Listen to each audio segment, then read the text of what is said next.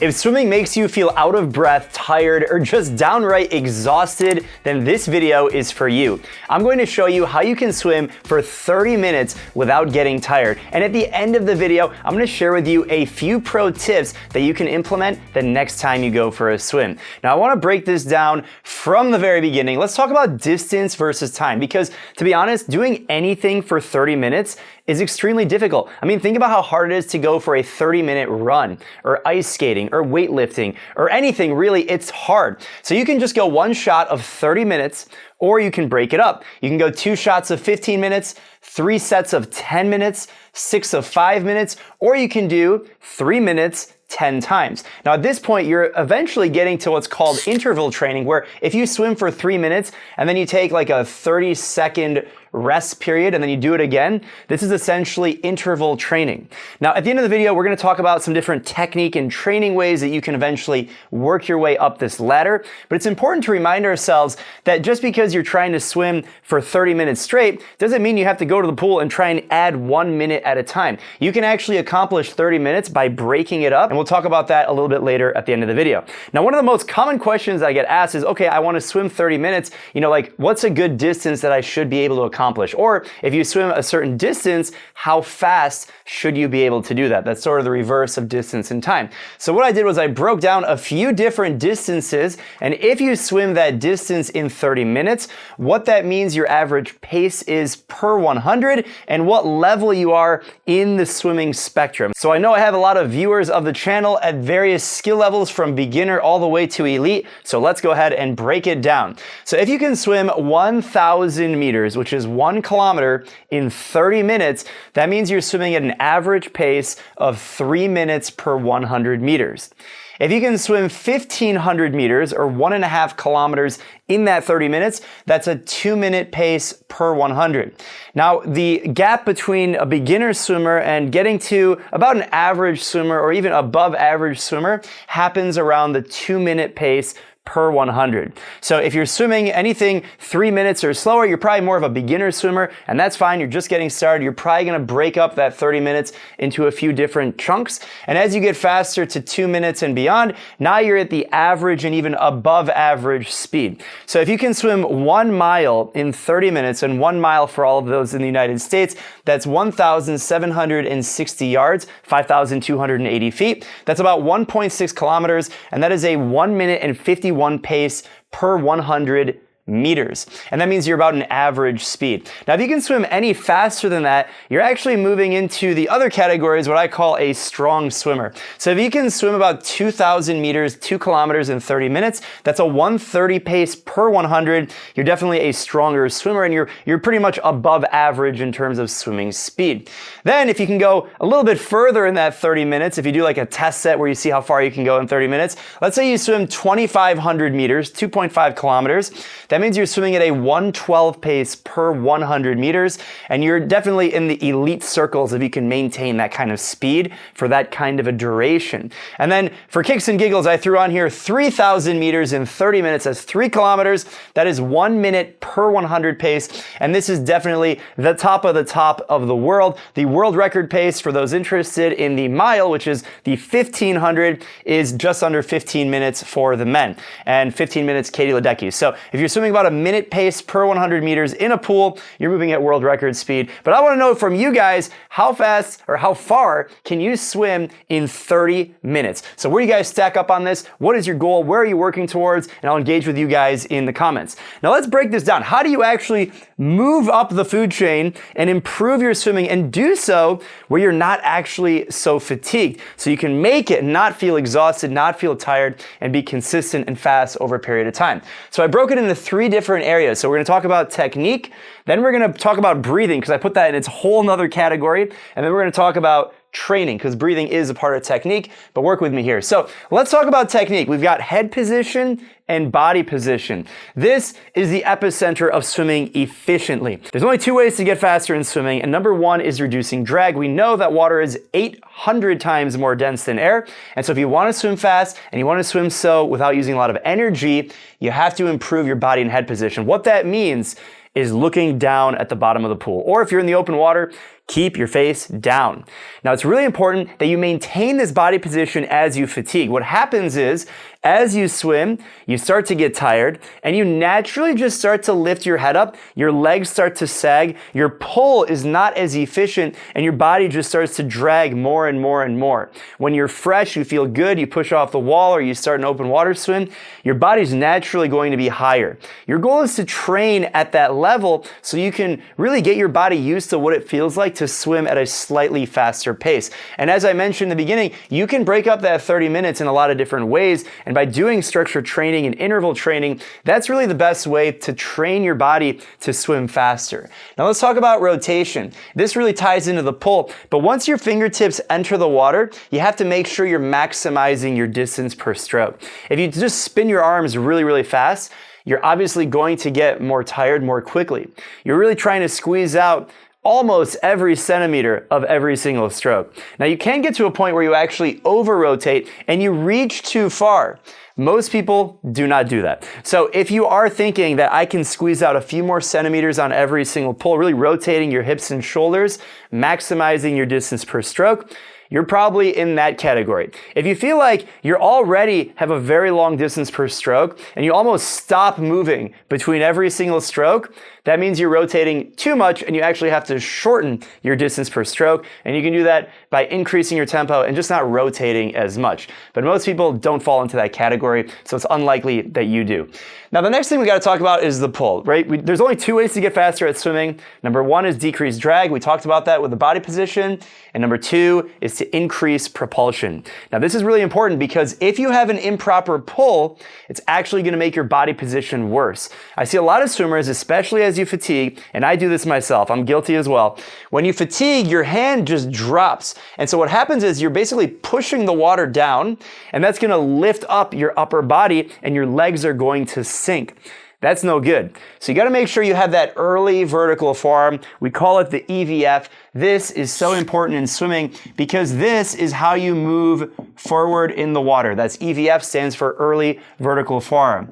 Now the next thing, a little bit controversial, is the kick. And I'll tell you, do not kick. You do not want to be focusing on using your legs if you're trying to swim for 30 minutes straight. If you're trying to swim for 25 meters, 50 meters, 100 meters, maybe 200 meters, yeah, you're going to crank your legs. If you're swimming for 30 minutes, your legs should be doing nothing. They are there to balance your body. We call it a 2-beat kick. That means you take one kick for every arm stroke, and that's designed not to really keep you propelled forward, but just to keep your body in balance, and it's a natural part of the stroke. If you try and really emphasize your kick for 30 minutes, your legs are going to fall apart. It's going to feel like a piano just fell on your back, and you're going to sink to the bottom of the ocean. I know that was a little dramatic, but you get the idea. Do not use your legs. Focus on the other three things that I just mentioned. Now, it's also really important that you film yourself. The best way to improve your technique is to actually see yourself swimming. Learning by watching your own technique is the best and most efficient way to make progress in the water. Now, I've been filming myself for over 20 years, and here on the channel, we've looked at not only my own strokes, but other swimmers as well. And today, I'm excited to share how you can capture incredible photos and videos underwater using your smartphone. Outex was kind enough to sponsor this video, and their phone case offers a universal fit for pretty much any phone. So whether you have an iPhone, Google Pixel, or Samsung, all the phones in your family can use one case. You can use it at the pool or in open water, and it's great for coaches who want to record their swimmers as well. With the Outex case, you get a professional looking video, and you can still use both the hard buttons and the touch screen to capture the most amazing photos and videos. It's cheaper and easier to use than buying an action camera, and you can do it all by using your phone that you already have in your pocket. Now, something that's pretty cool about Outex is the fact that it was first developed for professional photographers. From National Geographic to the Olympics in Tokyo, photographers are using the Outex products to get the best shots underwater, and now you can do the same with the Outex phone case. So if you're ready to take amazing photos and videos underwater, head over to the link in the description and use the code OutexMySwimPro MySwimPro for 10% off your order. Every swimmer should be able to document their progress and have some fun at the same time. Thanks again to Outex for sponsoring this video. And now let's talk about breathing technique. If you notice, I broke apart technique and breathing into two categories because when it comes to breathing, this is one of the most difficult and misunderstood concepts in all of swimming. Now let's talk about it. Cadence. How often should you breathe? I recommend in a longer distance swim, we're talking 30 minutes, we're talking 400 meters, 200 meters, you should ideally breathe every 2 strokes. Now I know that means you're gonna have a bias to one side. You don't have to worry about bilateral breathing. If you're more comfortable breathing every 3 strokes, totally fine. If you want to breathe every 4, you can give it a try, but every 4 strokes is not often enough to get the oxygen and rhythm that your body needs when you're trying to swim over a long distance. If you're trying to do a sprint, whether it's a 50, 100, or even a 200, you can get away with not breathing as much because it's a shorter distance. When we're talking 30 minutes, this is an aerobic activity. It's like a marathon. And so you have to make sure your cadence is on point, and your cadence simply means how often you breathe, and I definitely recommend breathing every 2 strokes. It's okay if you have a little bit of a bias to one side.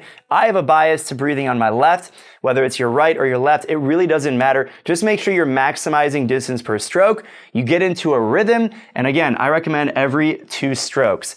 Every 3 is okay, but every 2. Now let's talk about mechanics. How do you actually breathe? Now when you're breathing, you take your stroke and you want to keep one eye and one ear underneath the water. I know, people think, well, if my face is underwater, how do I get a breath? The benefit of swimming is that you're actually moving forward when you're doing freestyle, and you're able to actually create this wave, and it creates a pocket of air that makes it a lot easier to breathe. Now here's a pro tip. When you're swimming, especially distance, when you keep that arm extended, you actually have the benefit of balancing on your side, and you don't have to rush this stroke, and you can capture the breath. You can even take multiple breaths if you're tired. Just imagine you're there floating on your side. You get a few breaths, and then you take your next stroke. Now, of course, you should aim to be exhaling through your nose. You inhale on the actual breath. That way you don't have to float on your side like a whale. Otherwise, really focus on maintaining that rotation through the breath, but you can actually elongate it by having the proper mechanics. So cadence and mechanics are 2 very, very important pieces of this endurance 30-minute swim. Let's talk about training. I did mention breaking it up in the very beginning, where you could swim 30 minutes. You could also swim 2 15-minute segments.